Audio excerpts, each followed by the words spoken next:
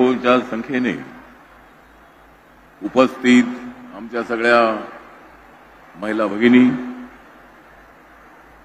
आज आम्हाला पूर्णपणे गर्व आहे की महामहिम राष्ट्रपती द्रौपदी मुर्मूजी यांच्या उपस्थितीमध्ये यांच्या हस्ते आपला सन्मान झालेला आहे। आदरणीय राज्यपाल श्री राधाकृष्णन जी या कार्यक्रमाला प्रामुख्याने उपस्थित आहेत।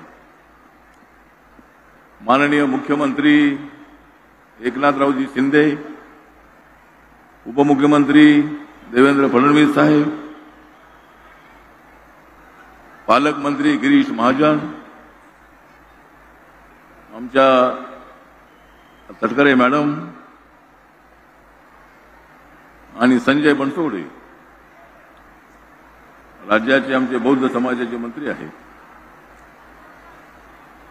आता जो सोहळा आहे हा अत्यंत आगळा वेगळा अशा पद्धतीचा सोहळा आहे।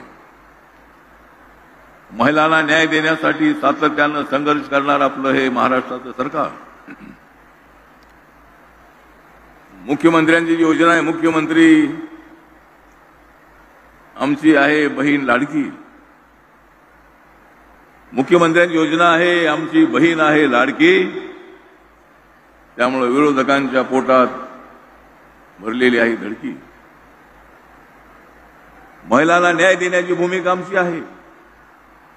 माननीय नरेंद्र मोदीजी हे सुद्धा महिलांच्यासाठी सातत्यानं काम करणारे अशा पद्धतीचे नेते आहेत। महिला या सशक्त झाल्या तरच आपल्या देशाचा विकास होणार आहे। माननीय नरेंद्र मोदी यांनी उज्ज्वला योजना सुरू केली आणि जवळजवळ 11-12 कोटीपेक्षा जास्त कुटुंबांना फ्रीमध्ये गॅस सिलेंडर मिळालेला आहे। महाराष्ट्र सरकारने 3 गॅस सिलेंडर फ्रीमध्ये देण्याचा निर्णय घेतलेला आहे। महिलांच्या विकासासाठी काम करणे आमच्या सरकारचं कर्तव्य आहे आणि अत्यंत ताकदीनं काम करणाऱ्या आमच्या सरकारच्या समोर अनेक प्रश्न जरी असले तरी महिलांच्या न्यायासाठी संघर्ष करणारे आम्ही लोक आहोत। माननीय नरेंद्र मोदीजी आणि आमच्या एनडीएने आदरणीय द्रौपदी मुर्मूजी या आदिवासी समाजाच्या आहेत, त्यांना देशाच्या उच्च पदावरती राष्ट्रपती पदावर त्या गेलेल्या आहेत। त्यांच्यामध्ये मोठं कॅलिबर आहेच आहे। पण आजपर्यंत आदिवासी समाजाचा कधी राष्ट्रपती झाला नव्हता। त्यांच्या अगोदर आदरणीय रामनाथ कोविंद नावाचे राष्ट्रपती झाले, ते दलित समाजाचे होते। आम्ही सर्व जाती धर्माच्या लोकांना पुढे घेऊन जाणारे लोक आहोत। आज या ठिकाणी सुंदर अशा बुद्ध विहाराचं उद्घाटन झालं, विश्व शांती बुद्ध विहार। जगामध्ये शांती स्थापन झाली पाहिजे, देशामध्ये शांती स्थापन झाली पाहिजे, यासाठी आम्ही काम करणारे लोक आहोत।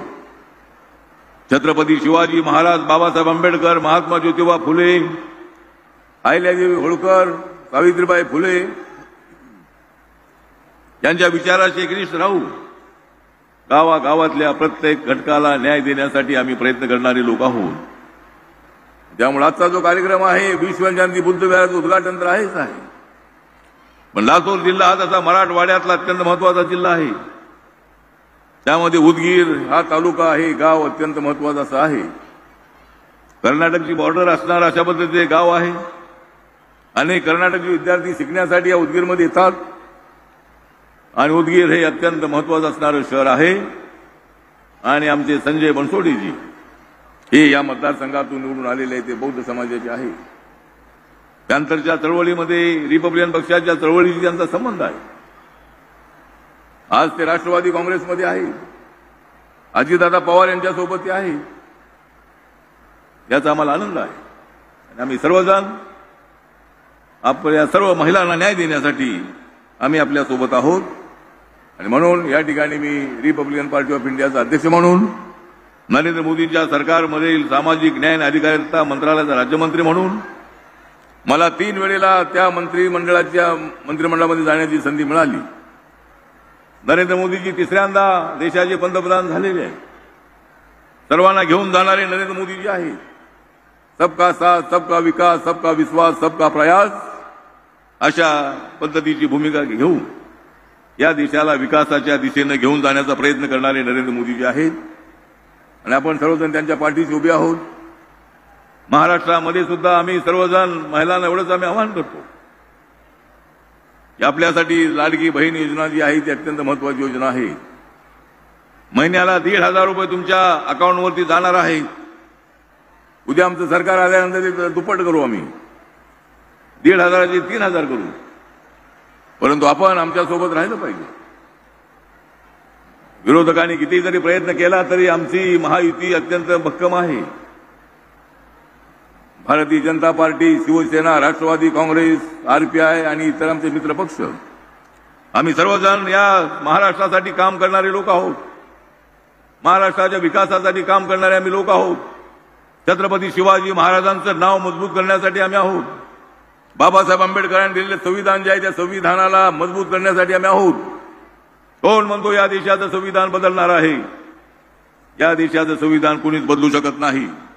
खोटी खोटी अशा पद्धतीची आश्वासनं देऊन, खोटी अशा पद्धतीची भाषा वापरून या लोकांनी लोकसभेच्या निवडणुकीमध्ये मोठ्या प्रमाणामध्ये अप्रचार केला होता. पण मी आपल्याला सांगतो की आम्ही इथं सगळे बसलेले लोक आहोत ते बाबासाहेबांचं संविधान मजबूत करण्यासाठी आम्ही आहोत. बाबासाहेबांचं संविधान कोणीच बदलू शकत नाही. जो कोणी बदलण्याचा प्रयत्न करेल त्याची वाट लावून टाकण्याची ताकद आमच्यामध्ये आहे. आणि त्यामुळे आपण सर्वांनी एक गोष्ट लक्षात ठेवायची आहे की या फुले शाहू आंबेडकरांचा महाराष्ट्र आहे. या महाराष्ट्रामध्ये आपल्याला अत्यंत ताकदीनं आपण विकासाची गाडी पुढे घेऊन जायची आहे. महिलांना न्याय द्यायचा आहे आणि त्यासाठी आपण सगळ्यांनी काम करूया एवढीच अपेक्षा या प्रसंगी व्यक्त करतो. आणि आपण मोठ्या संख्येने, लाखोच्या संख्येने या ठिकाणी आलात त्याबद्दल आपला आभार व्यक्त करतो. जय भीम, जय भारत, जय महाराष्ट्र. नमो बुद्धाय.